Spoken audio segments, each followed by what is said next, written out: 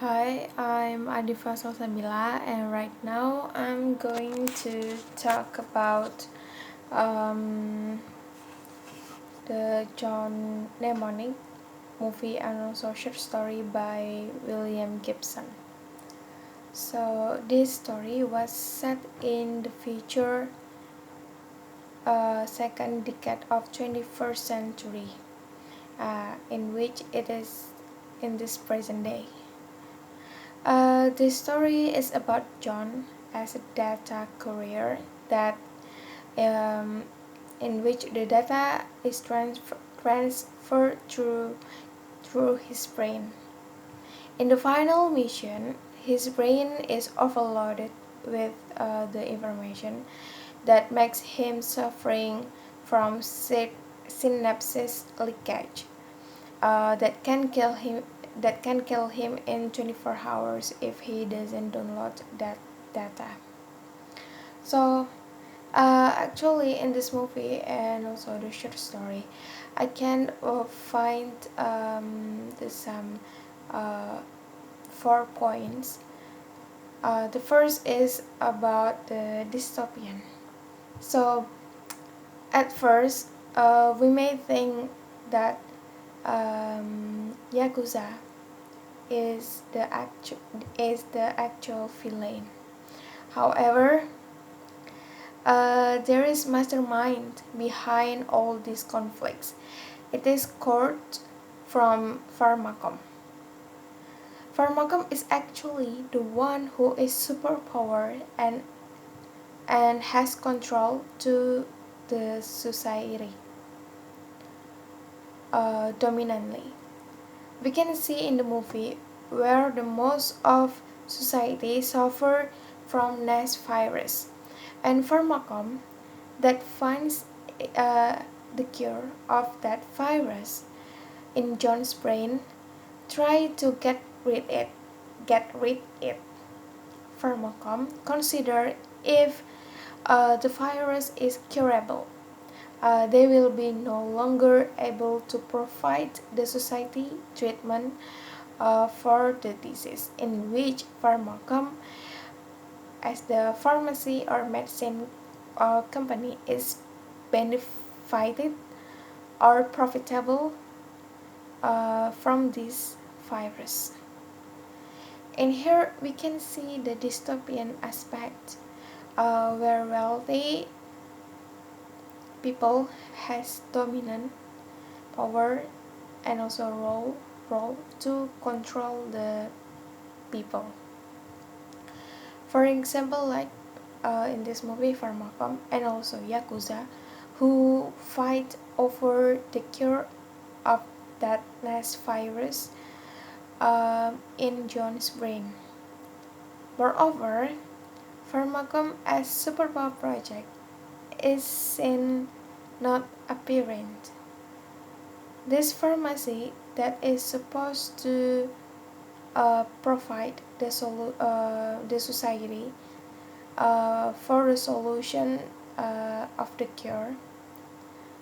In contrast, they use their power to utilize power people in order to look for their own profit through people suffering from nest virus. Dystopian fiction is characterized by the world where life is extremely bad of is extremely bad. For example, like in this story or movie, human misery that is suffering from disease. In other sides, there is also dominant or wealthy people who has powerful entities that represented by pharmacom. So, besides that, this movie or story also describes the differences between the high class that represented by high tech, those who are able to has a high technological implant, and also in contrast lower class that represented by low tech. So there's character Molly here in short story or Jane in movie. She actually belongs to high tech. Since she is been work in high tech community before. In here, she is depicted to try against the social class and also the dominant of capitalists. She helps Johnny to break the code in his brain in order to reveal the cure of next virus for society. In contrast, the character of John belongs to a lower class. He is portrayed as a passive person who only cares uh, himself to move up his class by working as courier data to get enough money. Besides that, he also wants to get his normal life. Therefore, he tries to earn much money to get rid his implants in on his brain. At first, he doesn't want to involve in the society's problem. He um, he is forced to do it because because besides the data in his brain is the savior for the society, he also threatened to die because of the overload data in his brain. Beside John as the lower class, there are also a low tech community that is struggling to against the capitalists. It is led by Gibbon. Um, uh, yeah, he has technology to access the world channel. So in here we can see the science fiction is really related with dystopian. Dystopian in science fiction often depicts the possibility of negative impacts or threat of developmental technology in the future, in which in the movie there is nice virus that caused by signal or technology or the technology. So the second point is about the postmodernism.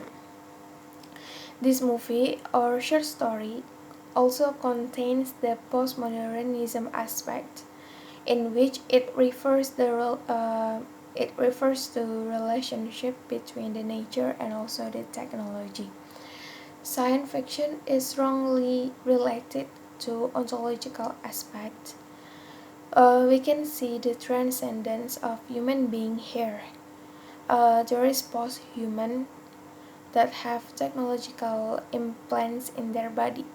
For example, the main character of John, who has capability to keep data in his storage brain over the limits of human ability in memory storage brain.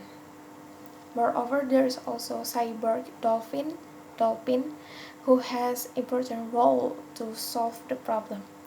The dolphin is actually the key solution of this issue. It can read because the dolphin can read the data inside Johnny's brain and transmit out uh, to the world. So, as McHale stated, there is strong relationship between science fiction and postmodernism, in which it is governed by ontological dominant in which we can see it in Johnny Mnemonic movie or short story. Okay, and the third is about the religion in science fiction. So in this movie, we also can see the character of street preacher, who is ordered by Yakuza to kill John. He is actually crazy religious man who can kill anyone cynically that try to prevent him. He also brings God Jesus' name when he attacks his victim until die. In here we can see how science fiction also try to give bad image on religion or Christianity. It is accordance with Heiser perspective that say science fiction promotes Gnosticism, a threat to biblical Christianity. And the fourth point is sex and gender in cyberpunk.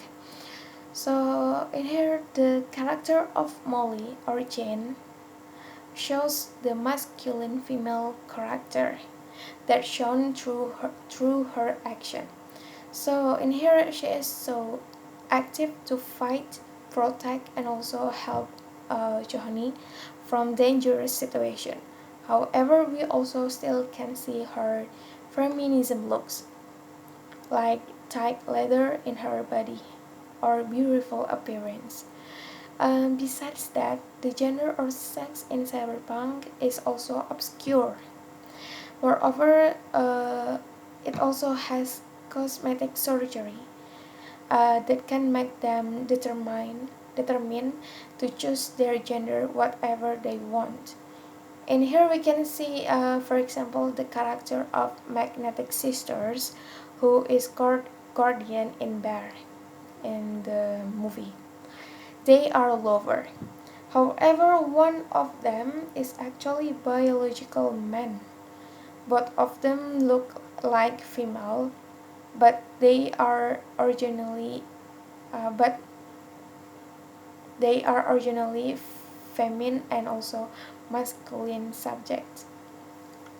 So we can see that gender is not important anymore in cyberpunk because the science and also the development of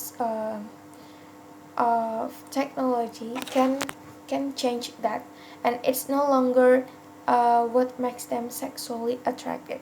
So this is it's enough for me, and that's all. Thank you.